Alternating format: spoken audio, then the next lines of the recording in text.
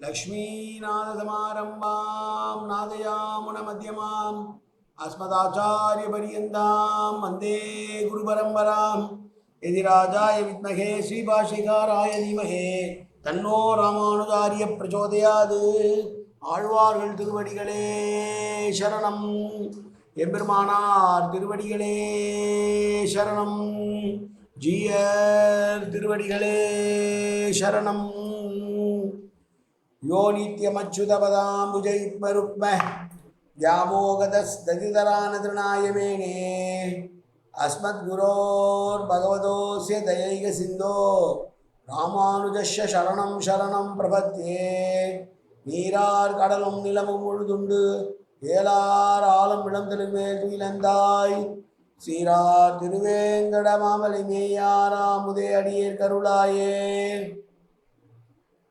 எல்லாம் வல்ல ஏழ்மலையான் பெருங்கருணையால் 4000 திவ்ய பிரபந்த பாசுர பதிவேற்றங்களின் வரிசையில் இன்றைக்கு 2623வது நாள் பாசுர பதிவேற்றம். திருமங்கையாழ்வார் அருளிய பெரிய திருமணிலே இன்றைக்கு 16வது நாள் பாசுர பதிவேற்றம். 129 143 வரிகளை இன்றைக்கு பார்க்க இருக்கிறோம். 297 வரிகளை கொண்ட ஒரே பாசுரம் இந்த பெரிய திருமடல். அதனை உரையாசிரியர்கள் 8 வரி 9 வரி 15 வரி என்றெல்லாம் பிரித்திருக்கிறார்கள். அந்த வகையிலே இன்றைக்கு நாம் 13 வரிகளை கொண்ட பாசுர விளக்கத்தை பார்க்க இருக்கிறோம். முதலிலே பிள்ளை திருமலை அரையர் பிள்ளை திருநறையூர் அரையர் செய்த தனியன் பொன்னுலகில் வானவரும் பூமகளும் போற்றி செய்யும் நன்முதலீர் நம்பி நரையூரர் மண்ணுலகில் எண்ணிலைமை கண்டு இறங்காமையாகில் மண்ணு மடல் ஊர்வன் வந்து. பொதுவாக வடதேசத்திலே பெண்கள் மடல் ஊறுவது அனுமதிக்கப்பட்டிருக்கிறது. தென் தேசத்திலே பெண்களுக்கு அவ்வாறு மடல் ஊறுதல் இல்லை என்ற போதிலும் கூட திருமங்கையாழ்வார் சிறிய திருமடலிலும் பெரிய திருமடலிலும் நான் மடல் ஊறுவேன் என்று பேசுகிறார். இந்த பெரிய திருமடலிலே கடந்த சில வரிகளையெல்லாம் பார்க்கிற போது தான் மடல் ஊறுவதற்கு ஏற்றவாறு எங்கெல்லாம் முன்னால் பெண்கள் மடல் ஊறி இருக்கிறார்கள் முன்னால் என்று வரிசையாக அடுக்கி கொண்டு வருகிறார். வாசவதத்தை பற்றி பேசினார், அப்புறம் பானாசுரனுடைய பொண்ணை பற்றி பேசினார், வேகவதி என்கிற பெண்ணை பற்றி பேசினார், சீதா பிராட்டி செல்லவில்லையா என்று கேட்டார். இப்போது அவரே சொல்கிறார், நான் திரும்ப திரும்ப இதை சொல்வதன் காரணமாக எனக்கு இதையே சொல்லி கொண்டுதான் மிகப்பெரிய மகாபாரதம் ஆயிடும். எவ்வளவோ பேர் போயிருக்கிறார்கள், இருந்தாலும் இறுதியாக ஒன்று சொல்கிறேன் என்று பார்வதி தேவியை பற்றி பேசுகிறார் இந்த பாசுரத்தில்.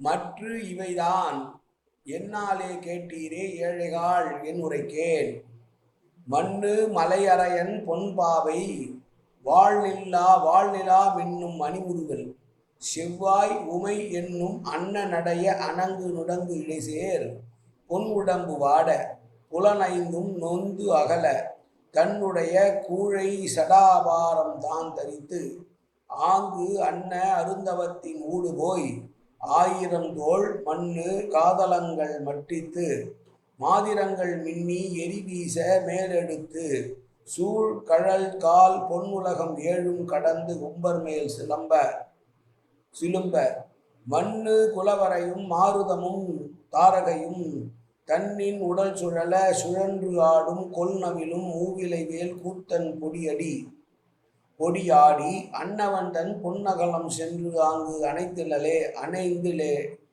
அணைந்திலே பண்ணி உரைக்குங்கால் பாரதமாம். இதோ ஒன்று சொல்லுகிறேன் கேட்டுக்கொள்ளுங்கள், கடைசியாக இறுதியாக சொல்கிறேன் என்று பார்வதி தேவியை பற்றி சொல்கிறார். என்னை கேட்குறீங்களே பொண்ணு மடல் ஊறலாமான்னு நான் சொல்கிறேன் கேள்.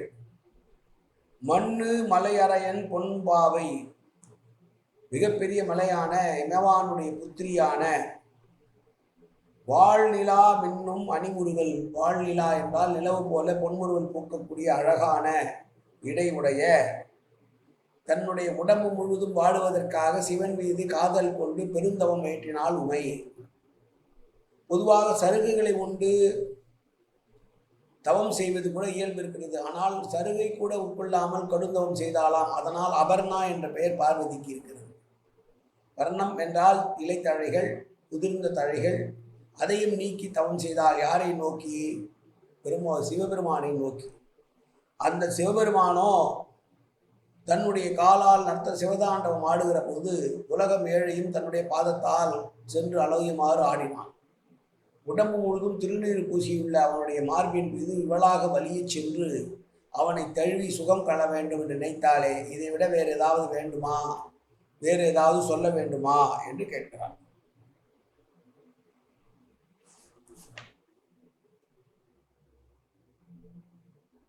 நிலத்திலே ஆணி அடித்தார் போல் நிற்கிறதாம் மலைகள். அந்த மலைகளுக்கெல்லாம் அரசன் யார் என்றால் இமவான், பர்வதராஜன் என்று அழைக்கப்பட்டவர். அவனுடைய மகளான பொன்னாலான பதுமை போல அழகு மிக்கவளாக ஒளிபுரந்திய நிலவை போன்ற மின்னும் அழகிய புன்னூறு உடையவளான சிவந்த இதழ்களும் கொண்டதனால் உமை என்று அழைக்கப்படக்கூடிய அந்த அழகி, அண்ணனடை அழகி அவர்கள். தேவநாதனை போல இருக்கிறவர்கள், தெய்வத்தன்மை மிக்கவர்கள். அவளுடைய இடை என்பது துவண்டு போய்விடுமோ என்கிற இயல்புடைய மெல்லிய இடை கொண்டவள். அவளுக்கு காதல் வயப்பட்டதனால் தன்னுடைய மெய், வாய், கண், மூக்கு, செவி என்கிற 5 புலன்களும் நொந்து போகுமாறு தன்னுடைய காதல் நிறைவேற வேண்டும் என்று சிவனை குறித்து பெருந்தவம் செய்தாள். தன்னுடைய அழகெல்லாம் முறிந்தாலும் பரவாயில்லை, அவனை அடைந்தே தீர வேண்டும் என்று தவம். அப்படி முற்றும் துறந்த நிலையில் இருக்கக்கூடிய சிவபெருமான் 1000 தோள்களும் கைகளும் உலகங்கள்லாம் வியாபித்து நிற்கவும் 8 திக்குகளும் அவனுடைய செந்தழில் எரியால் தீந்து போகக்கூடிய அளவிற்கு தன்னுடைய வீரக்கழல் அணிந்த ஒற்றை திருவடியை மேலே தூக்கிய போது அவை மேலே உலகங்களையும் சென்று தாண்டி வானை தொடவும் அதனை கண்ட தேவர்களெல்லாம் அரஹர சிவா அரஹர சிவா என்று முழக்கமிடவும் நட்சத்திரங்களெல்லாம் சுழலும்படியும் நடனமாடினான். கொல்லுவதையே இயல்பாக உடைய அவனுடைய முத்தலை கொண்ட சூலம் அவன் கூத்தாடவும் சிவதாண்டவம் ஆடுகிற போது சாம்பல் பூசப்பட்ட திருமேனியை உடையவனான சிவருமானுடைய திருமேனியை நானே ஒருதலை காமமாக விரும்பி தழுவி ஆலிங்கனம் செய்து இன்பம் துய்த்தாளை உமைந்திரி, இதையெல்லாம் நீங்கள் அறியாததா? இதையெல்லாம் சொல்லிக்கொண்டே போனால் அது ஒரு மகாபாரதமாக போய்விடும் என்கிறாள் பரகால நாயகி. பொடியடி என்பதற்கு சாம்பல் பூசிய திருமேனி உடையவன் என்று பொருள் கொண்டிருக்கிறார்கள். பஸ்மதாரி என்று வடமொழியிலே அழைப்பார்கள். அதற்கு பஸ்மம் என்றால் திருநூறு அதை அணிந்தவர். மனதிற்கு உகந்தவனோடு கலந்து இன்பம் துரிக்க வேண்டும் என்பவர்கள் ஓரிருவர் அல்ல, பல்லாயிரக்கணக்கான பேர்கள் இருக்கிறது.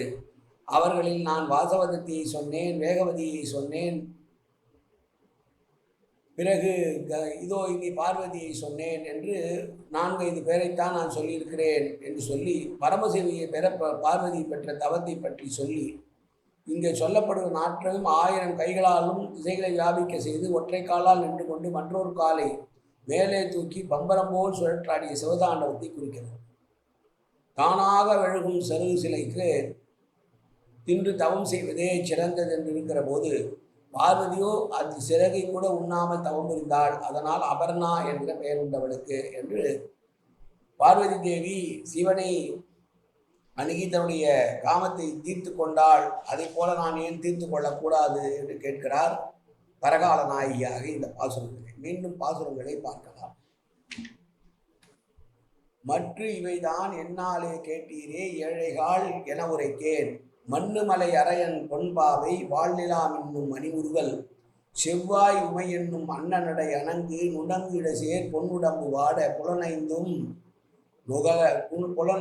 நொந்து அகல தன்னுடைய கூழை சடாபாரம் தான் தரித்து ஆங்கு அன்ன அருந்தவத்தின் ஊடு போய் 1000 தோள் மண்ணு காதலங்கள் மட்டித்து மாதிரங்கள் மின்னி எரி வீச மேலெடுத்து சூழ்கழல் கால் பொன்னுலகம் 7 கடந்து உம்பர் மேல் சிலும்ப மண்ணு குலவரையும் மாருதையும் மாருதமும் தாருகையும் தன்னின் உடனே சுழல கழன்று ஆடும் கொல்நவிலும் மூவிலை வேல் கூத்தன் பொடியாடி அன்னவன் தன்போன் அகலம் சென்று ஆங்கு அணைந்திலே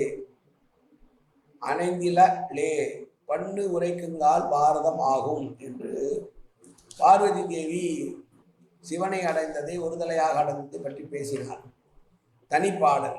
என் நிலைமை எல்லாம் அறிவித்தால் எம்பெருமான் தன்னருளும் ஆகமும் தாரானேல் பின்னை போய் ஒன்றுரை நீர்வேலி உலகறிய ஊர்வன் நான் வண்டு அறை பூம்பெண்ணை மடல் மண்ணில் பொடி பூசி வண்டிரைக்கும் பூச்சூடி பொன்னை மடல் பிடித்து பின்னே அண்ணல் திருநறைவு நின்று பிறான் தேர் போகும் வீதி பெரும் பொறும் அறையா செல்வம் பொழிந்து காயன வாச்சா மனசேந்திரிவா அப்ஜாப்தனாவா பிரகதே சுபாவாது கரோமியத்த சகலம் பரஸ்மி ஸ்ரீமன் நாராயணாயை சமர்ப்பயாமி உடலாலும் உள்ளத்தாலும் வாக்காலும் சகல விதமான பாவங்களும் தோஷங்களும் நிறைந்ததாக உலகத்துடைய வருந்த போதிலும் அடியேன் செய்கிற நல்வினியோ தீவினியோ அத்தனையும் உன்னுடைய கமலமலர் பாதங்களில் சமர்ப்பிக்கிறேன் கண்ணா காத்தொல்வாய் கண்ணா ஏற்றுக்கொள்வாய் கண்ணா எப்போதும் ஒரு திருநாமம் கண்ணா கண்ணா கண்ணா என்று நாவில் ஒரு திருக்கற்புரிவாய் கண்ணா சர்வத்திர கோவிந்தநாம சங்கீர்த்தனம் கோவிந்தா கோவிந்தா கோவிந்தா கோவிந்தா கோவிந்தா கோவிந்தா கோவிந்தா கோவிந்தா கோவிந்தா